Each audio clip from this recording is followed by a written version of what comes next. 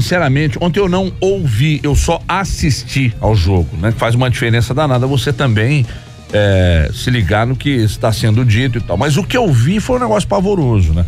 Um negócio pavoroso, um samba de uma nota só, de um time extremamente burocrático, e que ficou muito claro pra mim, não sei se pra vocês ontem, que o Cruzeiro é um time que, bom, o Abel aposta nas figuras mais experientes e tal, porque ele aposta na questão técnica.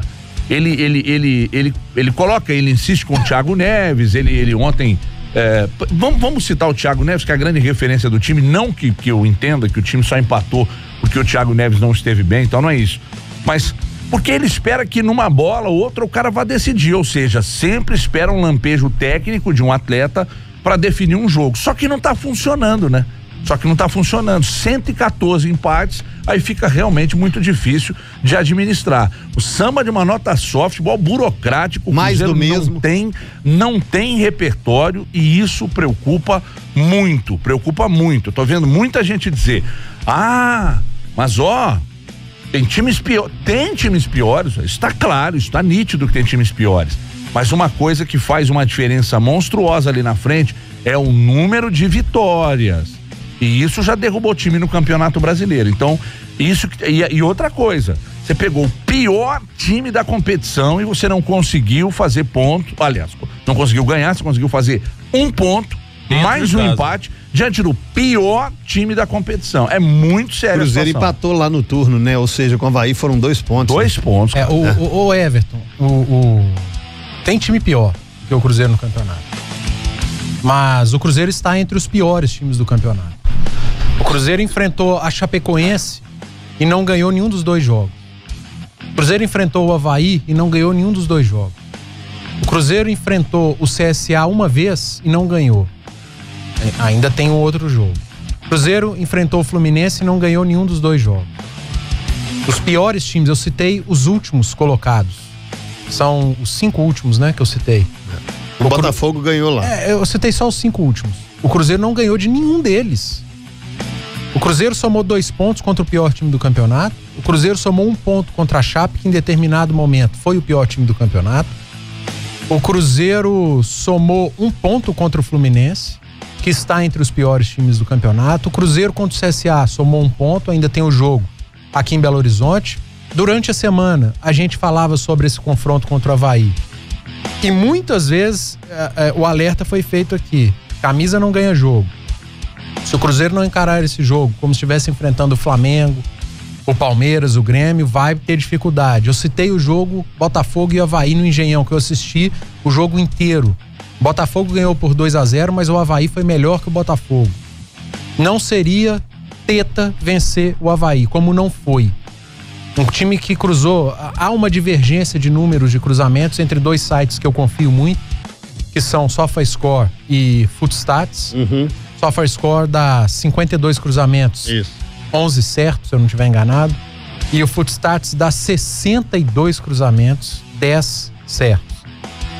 Independentemente de qual tiver mais certinho, é muito cruzamento, é um caminhão de cruzamento. Acho que o fato de ter Fred e Sassá no segundo tempo faz com que o jogador que está em campo entenda que tem que cruzar também. A situação é muito complicada. A pergunta do dia é a parcela de culpa do Abel. Agora, vamos lá, né? O Abel tem bancado os nego velho, Thiago Neves, Fred, entre outros. Mas ele foi contratado para quê? Ele foi contratado para bancar os nego velho. Porque o último treinador que estava aqui, o Rogério Ceni, ele tirou esses caras. E esses caras fritaram o Rogério Ceni. Eles fritaram o Rogério Ceni. E aí eu vou colocar Thiago Neves, eu vou colocar Fred, Edilson, Robinho, Dedé. Todos eles fritaram o Rogério Ceni, que voltou pro Fortaleza e já tirou o Fortaleza do rebaixamento. E é ídolo lá. Então, a culpa é muito mais dos atletas do que o do Abel. O Abel tá fazendo exatamente o que ele foi contratado para fazer, que é o protecionismo a esses caras. É bancar Fred, é bancar Thiago Neves, é usar mais o Edilson, é bancar Robinho e por aí vai. Ele tá fazendo e ele está se propondo a fazer o que ele foi contratado. O último treinador, ele tirou esses caras pra dar condição pra outros atletas e foi fritado. Derrubaram ele. E aí quem veio? Veio o treinador que é amigo dos nego velho, que já trabalhou com eles. Sinceramente, eu acho que o Abel, ele tá fazendo somente o que foi pedido a ele. Ele só foi contratado pra isso. Ele assumiu algo que ele não vinha fazendo na carreira, um time no final da temporada, porque talvez ele tenha confiança nesses caras. E esses caras tenham confiança dele. Então agora, jogar a culpa pra cima de um cara que foi contratado pra fazer exatamente o que ele tá fazendo, vocês vão me desculpar. Ou alguém achava que o Abel ia chegar aqui, ia meter o Thiago Neves, o Fred e os outros nego velho no banco. Ele não ia fazer isso. Mas no mínimo dá padrão, é inadmissível, né? Você deixar o Thiago Neves andando em campo. Mas ele foi contratado pra isso, Ale. Não é possível. Ele foi contratado pra isso. Não é possível.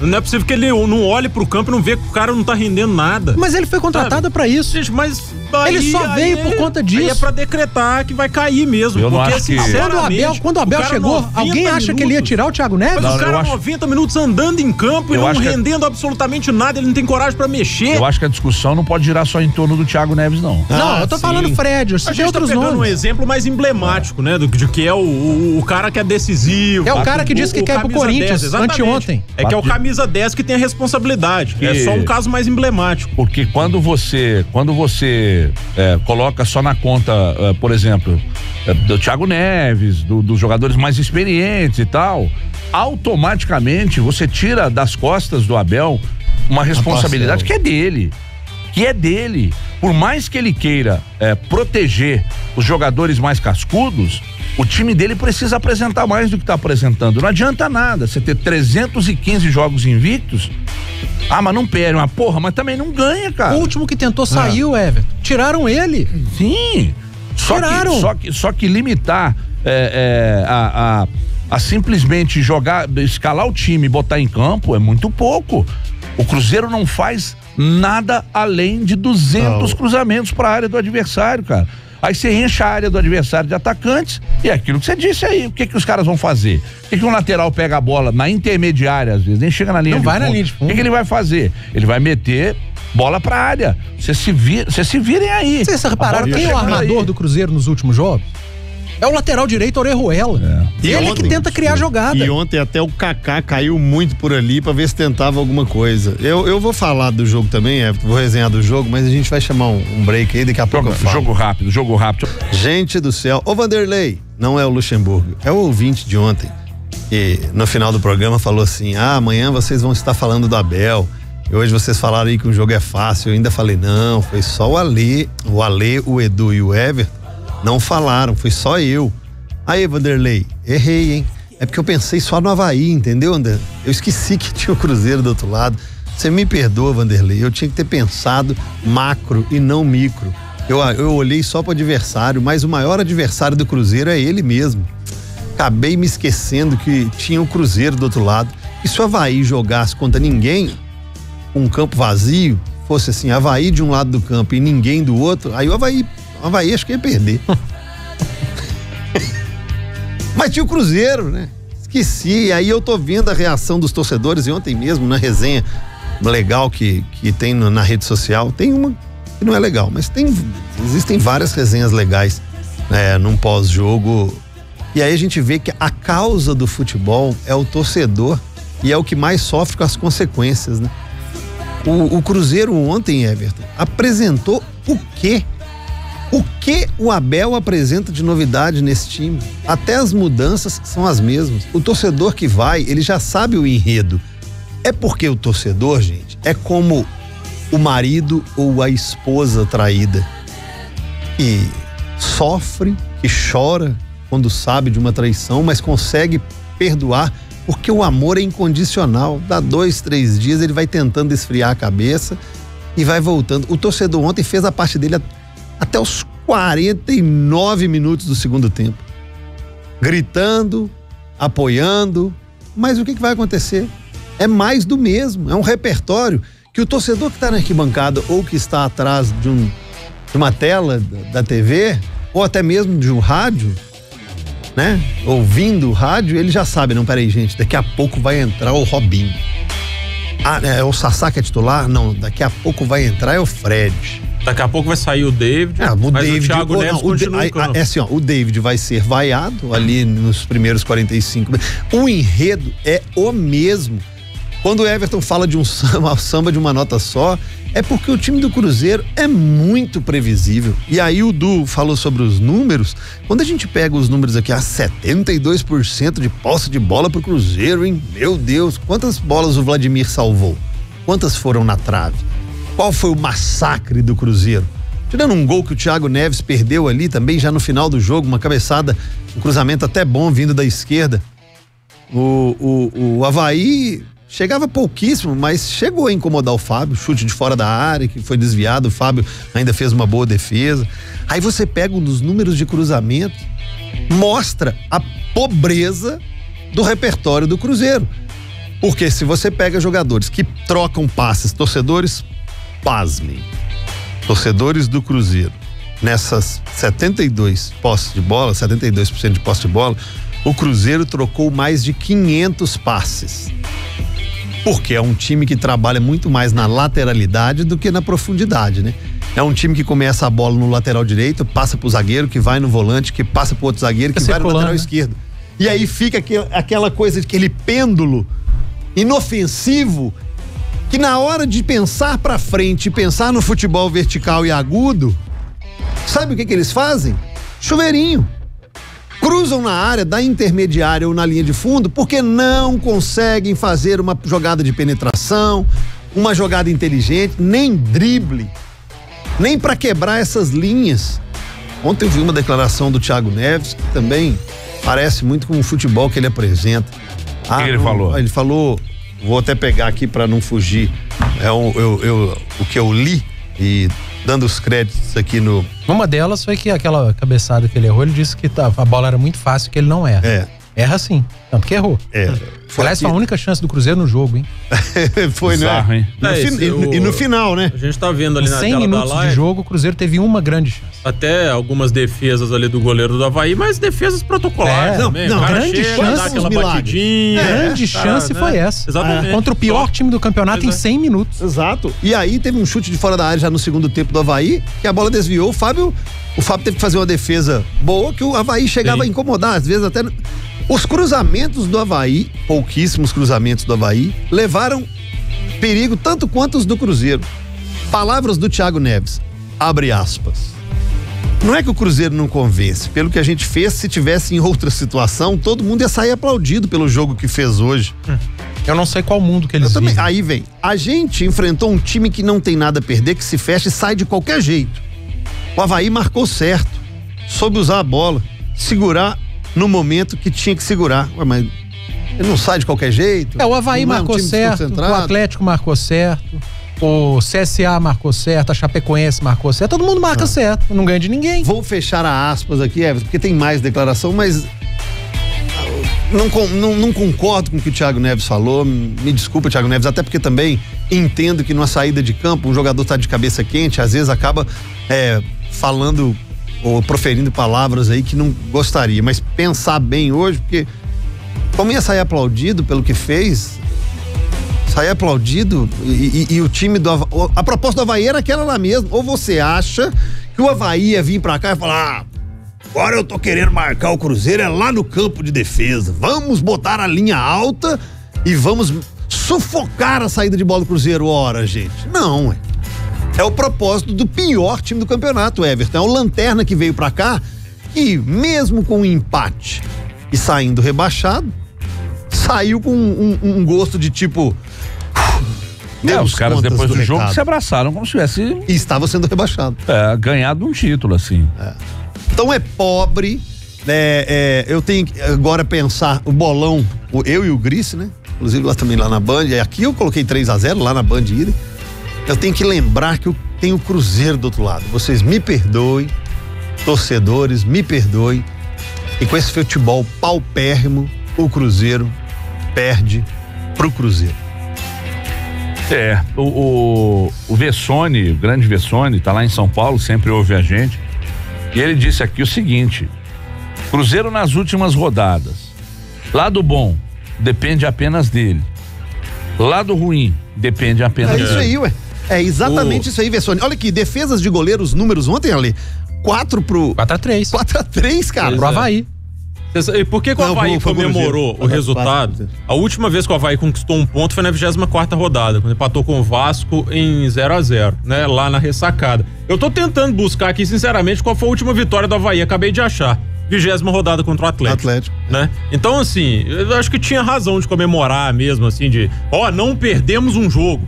E aí, né, a última vitória contra o Atlético e ontem o resultado contra o Cruzeiro. É impressionante, gente. Eu falei aqui quando o Atlético tomou aquele vareio de bola da Chapecoense que era um rebaixamento moral. E ontem pro Cruzeiro também foi. É verdade. O Cruzeiro tá rebaixado moralmente. Mesmo se não cair em campo, sinceramente, que o torcedor vem em campo aí com o futebolzinho que apresentou ontem, de empatar com o pior time do campeonato dentro de casa, é um rebaixamento moral. Não vai ter nada pra comemorar se realmente escapar do rebaixamento. Eu ainda acho que não cai, mas é um rebaixamento moral. Sinceramente, é uma temporada pra apagar e pensar numa reformulação profunda pra 2020.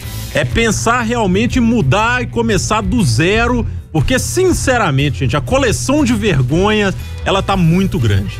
E o Abel Braga tem que dar uma repensada também, Abel, que agora você tá começando a ter uma grande parcela de culpa, mesmo chegando com um trabalho já no final de temporada, é porque a insistência ou a mesmice vai causando também no time um futebol de mesmice, né? É um futebol café com leite demais e morno. É um futebol que algumas figuras já começam, parece que estão em esteira, em bicicleta ergométrica, que vão pedalando e não vão saindo do lugar. E aí aquela areia movediça, vai mexendo, vai afundando. Tá ruim, tá feio. A gente já começa a enxergar alguns torcedores entregando os pontos e ontem você foi muito feliz no que você falou, Ale.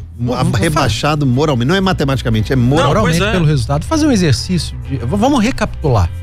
Por que o Cruzeiro contratou o Rogério Ceni?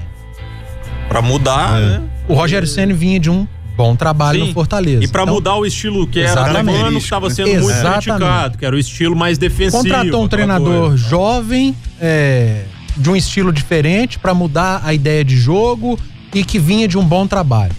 Por que o Cruzeiro mandou embora o Rogério Ceni? Eu fiz essa pergunta para o Robinho sexta-feira lá na Band, ou quinta ou sexta que a gente teve ele lá. Eu fiz, essa foi a minha pergunta, na sexta-feira, essa foi a minha pergunta. Robinho, por que todo mundo no futebol, todo mundo que trabalha com futebol, pede tempo, pede sequência, tanto jogador quanto treinador, e por que em 8 jogos o Rogério Ceni saiu?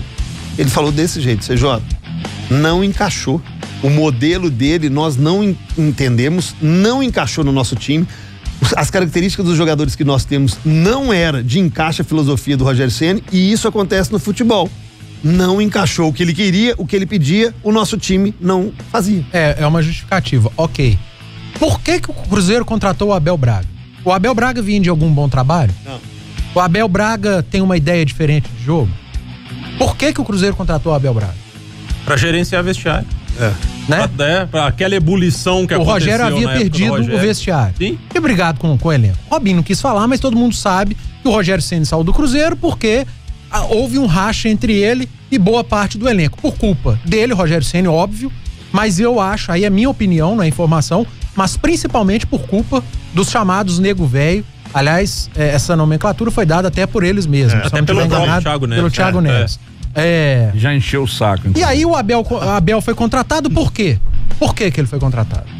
Pra recuperar esse vestiário, essa confiança, os nego velhos. De onde que o Abel vai tirar Thiago Neves, Fred, esses caras do time? Ele já foi contratado pra mantê-los no time. Gente, mas isso é absurdo pensar. Mas ele foi contratado pra mantê-los no time. Agora ele vai tirar? Tem que tirar. Sim. Mas alguém acha que vai? Eu não acho que vai. Agora que a situação ficou ainda mais complicada, aí eu acho que agora que ele não tira mesmo. Everton, ontem foi anunciada a escalação do Cruzeiro. Sassá no comando de ataque. Todo mundo, Agora Abel tá começando a mudar. O Fred já foi pro banco. De repente vem a informação que o Fred só não foi titular por conta de um problema com o filhinho dele. Aliás, se eu sou o Fred, eu nem teria ido pro jogo, porque deve ser muito complicado. Mas ter cabeça pra jogar. Eu nem tô criticando o Fred por esse jogo. As críticas são pelo contexto, pelo geral, não por esse jogo, que ele tinha um problema pessoal. Mas aí depois veio a informação, o Fred só começou o jogo no banco porque ele teve um problema com o filhinho dele. Porque se não tivesse havido o problema, ele seria o titular.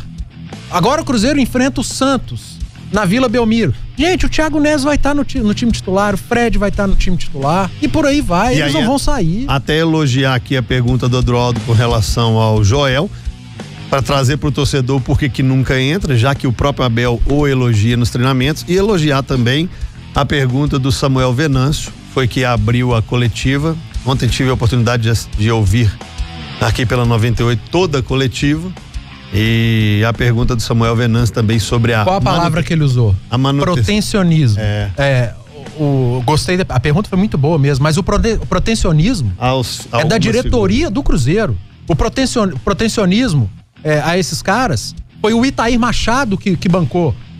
O protetor foi o Itair Machado, que mandou embora o treinador, o Rogério Ceni, e contratou outro para proteger. Foi o Itair, foi o Wagner Pires, o presidente futurista. Foi ele. A diretoria do Cruzeiro, parte dela atual e que saiu, eles são os protecionistas, não é o Abel. O Abel veio porque ele era o nome para proteger. Então os protecionistas são os homens que contrataram o Abel porque ele tem essa característica. Não é o treinador do Cruzeiro, é quem contratou. É quem foi ao mercado e contratou um cara que não conseguiu fazer o time do Flamengo jogar e que tem por característica ser o paizão do vestiário, já comandou Fred, Thiago Neves, e entre outros jogadores, Jadson e por aí vai. O protecionismo partiu e começou com quem contratou o Abel Braga e quem bancou os jogadores e mandou embora o Rogério Ceni. Eu repito, eu não tô colocando tirando a parcela de culpa do Rogério Ceni, que também não soube gerenciar vestiário. Mas o protecionismo parte da diretoria e contratou um treinador protecionista. É simples. A gente não pode esquecer da diretoria. Só pra passar aqui a situação de tabela do Cruzeiro. A gente tá falando, próxima rodada é contra o Santos, depois tem o CSA em casa. Gente, faltam 5 jogos.